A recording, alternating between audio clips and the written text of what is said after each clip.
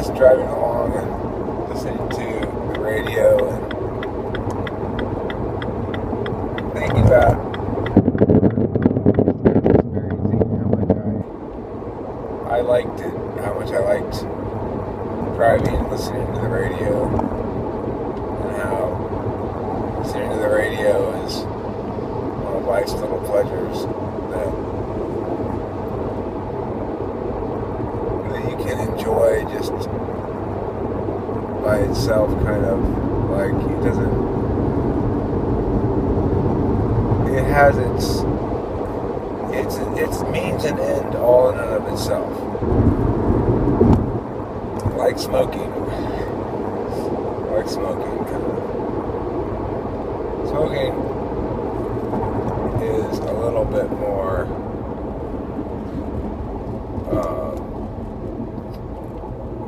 self-contained, I guess. I don't know. In the sense that smoking creates the need that it then fulfills. I guess maybe music does the same thing. But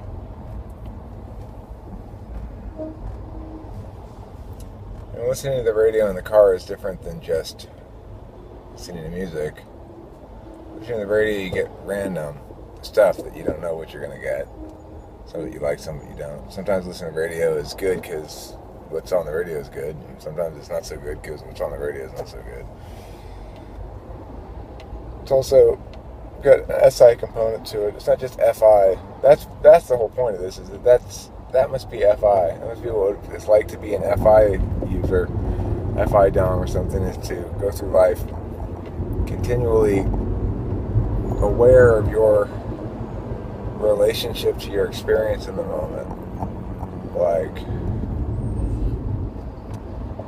I like what I'm doing. I don't like what I'm doing. I'm aware in general of things I don't like. Things that I find uncomfortable, certainly I'm aware of. I should be on time today to my parents' house.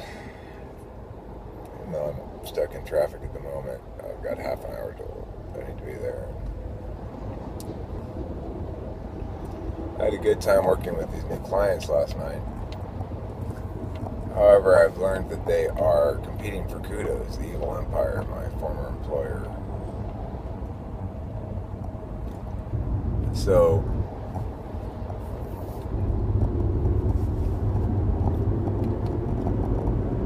I'm helping them by helping these kids. Of course, I'm getting paid for it, but I'm sort of, it's very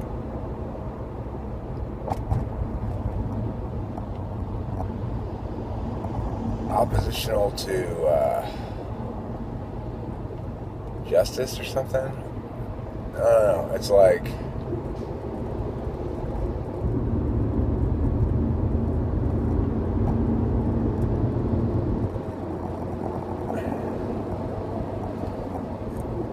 there's no pretty way to paint it, you know.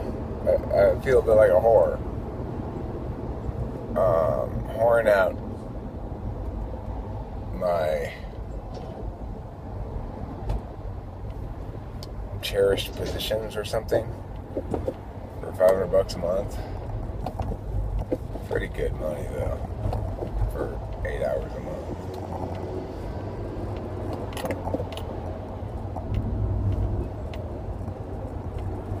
So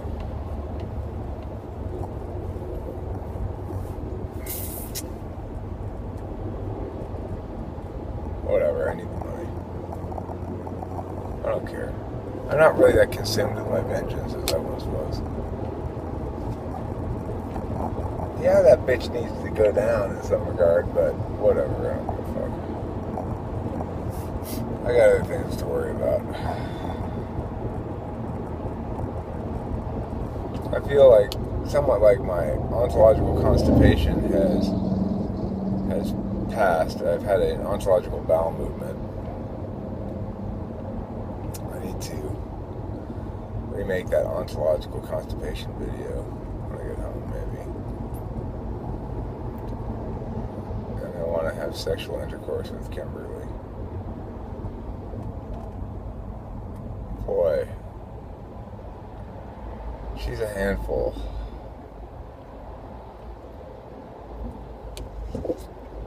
She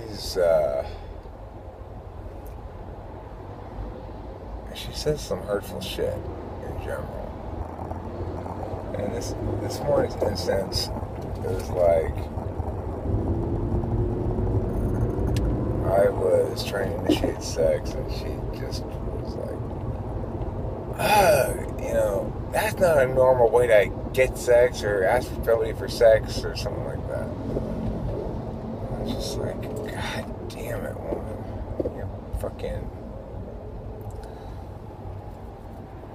She's habituated to some really bad behaviors of like being kind of brutal with the other person emotionally.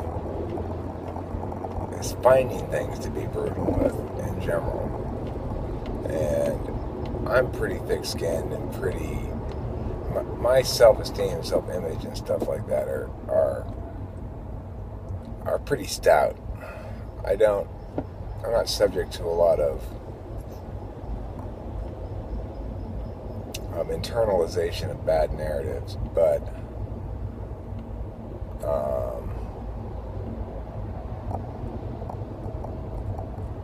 I'm nevertheless subject to being hurt by Kimberly, if not by a lot of other people. I'm not especially vulnerable to feeling hurt by things other people say, but I am to things Kimberly says about a variety of topics. And she's not historically, in the course of our relationship, given that power that's entrusted to her the care that it deserves, and has abused that power on a number of occasions to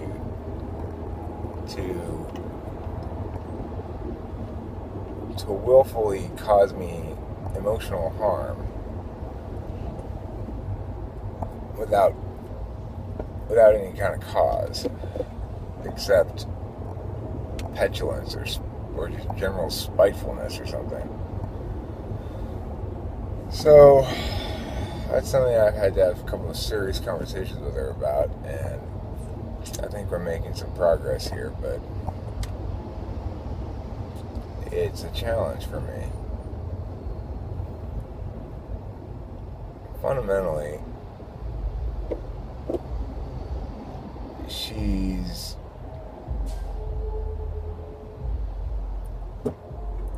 sometimes can be a little emotionally abusive. And so, obviously, I'm not going to sit there and be a victim of emotional abuse. And probably it's something that I should have paid closer attention to sooner than I did, rather than just letting shit slide. Having polar FI means not really holding any grudges, getting over shit real easy, provided there's some accountability. So shit between me and Kim really came to a head when in a recent fight, when she made threats and stuff that were not appropriate and not acceptable given the context in general. So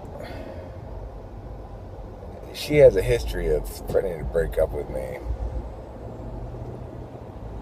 in difficult moments, and or of like bringing to the forefront the issue of breaking up, saying things like, well, why don't you just break up with me? Stuff like that. Stuff that in general I would suggest is when just suggest is definitely the case, that it's designed to show that she's less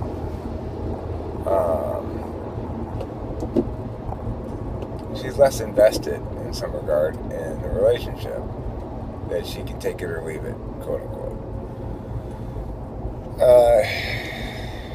That's just really harmful to trust and to a relationship in general, because,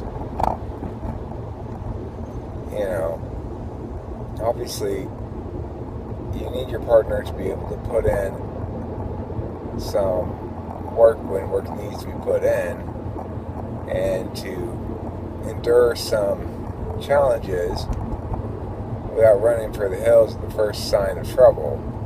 You want a partner who's going to be there for you when things are tough. You don't want a partner who's going to just throw in the towel at the first sign of difficulty.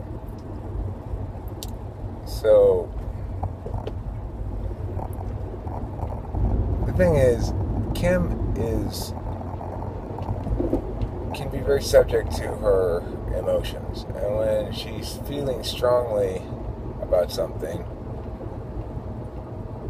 she doesn't really think the facts matter.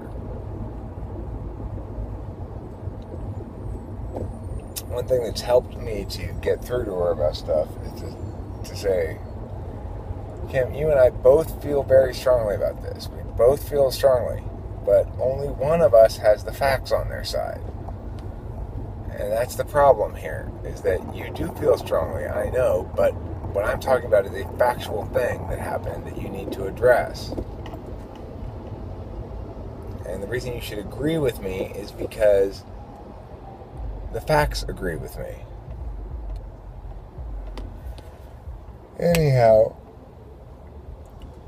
it's been interesting to see the process, because she's really come to a bit of an awakening, I think, regarding her own behaviors, her own habits, and why and how she is the way she is. Maybe not the why or the how, but it's remarkable how thoroughly she was able to deny any kind of culpability for such a long time. And it took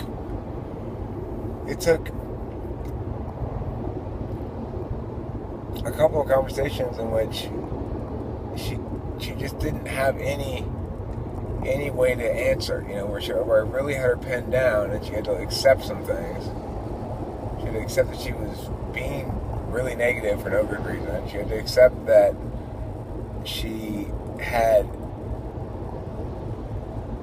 that her behavior had been unacceptable. She can't threaten me in that fashion and expect me to just tolerate it and to be okay with it. And if I don't like it, well, too bad, there's the door.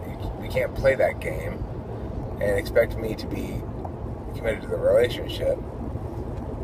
And so, it also took some actual consequences, I think, helped a little bit. So in this most recent incident, I called off the engagement. I didn't threaten to do so. I did, without any threat, without any warning. And there wasn't really much you could say about it. Well, Kimberly, since you'd rather we break up than you bear any culpability for your own bad behavior in this instance, you won't admit that was unacceptable what you did there, and when I push on the issue, you just say, well, just break up with me then, or let's just break up then, or something. Then obviously you're not fit to be my wife. You've been demoted to girlfriend. I think that woke her up a little bit, because I don't think she means any of that shit she's saying. I think that, in fact, the relationship is very precious to her, and that she does want to marry me, and that she would be devastated if we were to break up, and all that kind of shit. But she needs to learn to say the truth then. She needs to learn to stop intentionally causing me harm by misrepresenting how she values the relationship. I'm going to generally take people at their word. I'm not going to assume that she doesn't mean what she says, and assume she does mean what she says. If she doesn't, then she needs to change that. She needs to change that behavior so that she starts meaning what she says.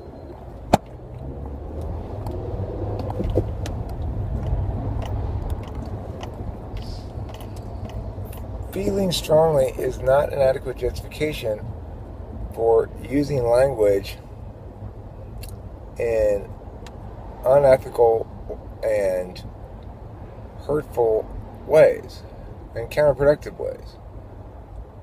I think I keep telling Kimberly, I've been telling her this since fucking the very beginning of the relationship, is work with me, not against me. She's so oppositional and contrary. It's like she can't stand the idea that I might win anything. She doesn't get the idea that we're a team and we're trying to win for each other. You know, we're trying to have a win-win situation here.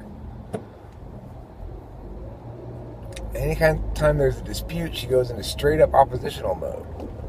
She gets contrary, defiant, oppositional, disagreeable. She will not work with me. She will work against me at all odds. And that's got to fucking stop. You know, she needs to work with me. Be my teammate. So these are the things I'm dealing with Kimberly about.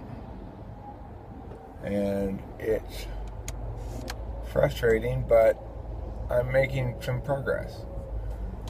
I think I finally at least got a handle on the narratives. It's like no longer are we battling over a narrative of, is Eric gaslighting Kimberly or some other bullshit like that? No, the problem's Kimberly. At least we're down to where, at least we're starting to work there from there now, and we're not pretending that somehow that Eric's the problem. So that's progress.